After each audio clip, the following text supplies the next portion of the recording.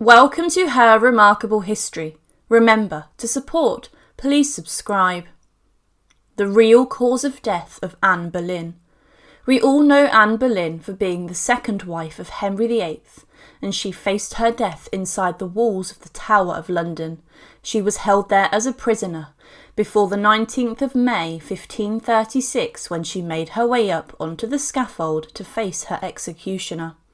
It was a swordsman from France who Henry had ordered to perform the job, one final act of mercy from the king to his wife, as there was more chances of something going wrong using the commoner's axe.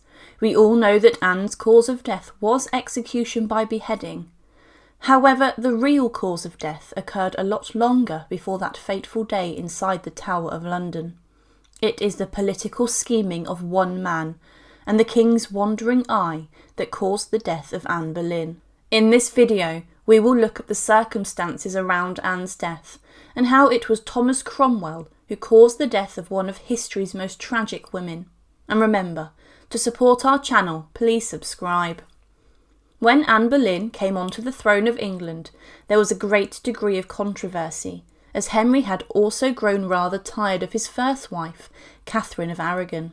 The king's wandering eye shifted quickly to this rather enigmatic member of his court, and in around February of 1526, Henry began to pursue Anne. Initially, she refused to become his mistress and refused to engage in relations with the king until the problem of his first marriage was sorted. Henry tried to annul Catherine, but the Pope refused, and for this Henry decided to break from the Catholic Church, declaring himself the supreme head of the Church of England, and splitting England between Catholic and Protestant. Henry would go further, ordering one of his chief advisors, Thomas Cromwell, to close the monasteries and nunneries. Following the split, Henry and Anne married formally in January of 1533. During the years they were married, Anne gave birth to the future Queen Elizabeth I, however, could not provide Henry with the male heir that he greatly wished for. After a number of miscarriages, Henry's eye wandered yet again, but this time it was away from Anne and towards another lady at court, Jane Seymour. The king had grown greatly tired of Anne, and saw Jane Seymour as the woman who could provide him with the son he greatly wished for. One of the causes of Anne's death was the wandering eye of the king. Previously, with Catherine of Aragon, to get what he wanted, he had to plunge England into religious turmoil, of which it would still suffer from for hundreds of years later. Through no fault of her own, Anne had frustrated the king. What is incredibly sad too is the fact that her miscarriages could also have contributed to her downfall. During one pregnancy, the king was involved in an extremely serious accident when he was unhorsed in a tournament and knocked unconscious for around 2 hours. It was said that this worry caused the miscarriage, but it could also have been caused by another more serious incident. It was said that one evening Anne walked into a room to see her husband. However, she saw Jane Seymour sat on the king's lap, and Anne flew into a fit of rage with the stress causing the miscarriages of what Eustace Chapuis said seemed to be a male child.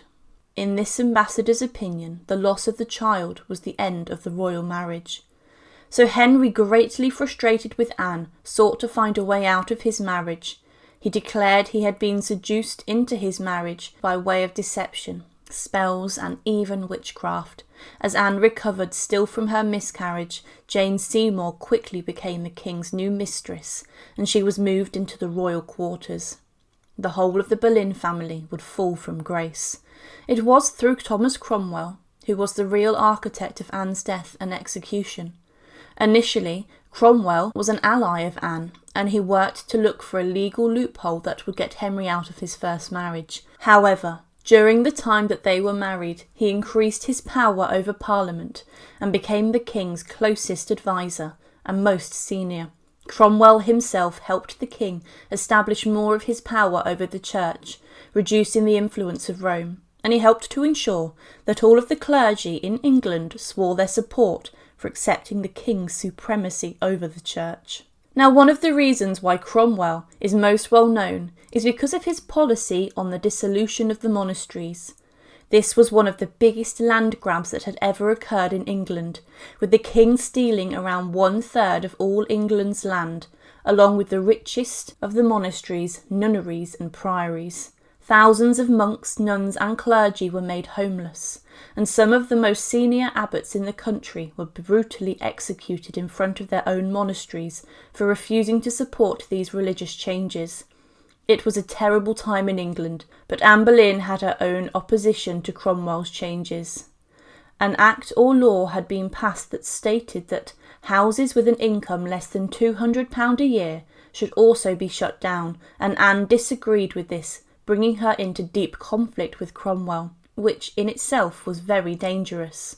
The former allies went head to head, and Anne believed that the proceeds from these houses should go to education, establishing institutions of learning, and be given to charitable causes, and should not be paid into the king's accounts. Anne then instructed her chaplains to preach against this, and Cromwell was denounced before court, which caused chaos. Anne herself had many different enemies at court, but after her failed pregnancies, she had fallen further from favour also with the people of England. Some historians believe that Cromwell himself felt threatened because of Anne's influence over the king, and that Anne seemed to be intent on wrecking Cromwell's plans with the monasteries. It was alleged also that Anne wished to see the head off Cromwell's shoulders, but this intense now rivalry between both of them caused Anne's downfall. It was clear that Cromwell was the main instigator to remove Anne from power, and they continued to argue also over foreign policy. Anne became a significant threat to Cromwell, and many more of the Queen's enemies got into the ear of the king to try to order serious action against her. Cromwell initially tried to prove that Anne and Henry's marriage was invalid due to the former contract of marriage she had with Henry Percy. But at some point things became incredibly serious against Anne, and it was Cromwell who seemingly, or the king, orchestrated a number of different changes. It was clear that they could not get rid of Anne through justifiable legal means or an annulment, and their marriage could not be declared invalid. And Anne was not the sort of character to go willfully with this. At some point, a musician who worked inside Anne's court, Mark Smeaton, was arrested, and he was probably tortured, and he confessed to making love with the Queen 3 times. Now it was clear that Cromwell and the king were happy now to take more serious action, getting someone to confess to something that probably never happened under torture. It was Anne who would suffer the most, and Cromwell then ordered another 4 men, including members of Henry's court and her own brother, to be arrested and taken to the Tower of London. Anne was then informed that she had been accused of committing adultery with a number of men, and she tried to plead her innocence, but it was to no avail. The charges of adultery, treason and even incest which Anne was accused of were incredibly serious, and the death penalty was on the cards. But Cromwell had already set to work. On the Friday before Anne stood trial on Monday the 15th of May, 4 of the men accused had already been condemned to death for their crimes with Henry VIII's Queen, and 2 days after Anne's trial began, they were executed. So the trial of Anne Boleyn was a complete sham, and it was clear that the verdict was already decided, with Cromwell manipulating the jury and also the feelings of those proceeding over the case, with the knowledge that those men accused with her had already been proven guilty and were sentenced to death. Her trial took place in the King's Hall at the Tower of London, which became her final resting place, and the jury were very hostile towards Anne, and her defence wasn't even really considered. Cromwell had created a watertight case against Anne. The condemnation of those accused with her, along with the fact he tried to portray her as a flirtatious lady who seemed to love to be surrounded by male courtiers and admirers, including her own brother, whom she was close with. He manipulated this to mean they must have been engaged in a relationship, and although Anne was close with him, there is certainly no evidence that suggests a relationship or of any infidelity with any of the accused.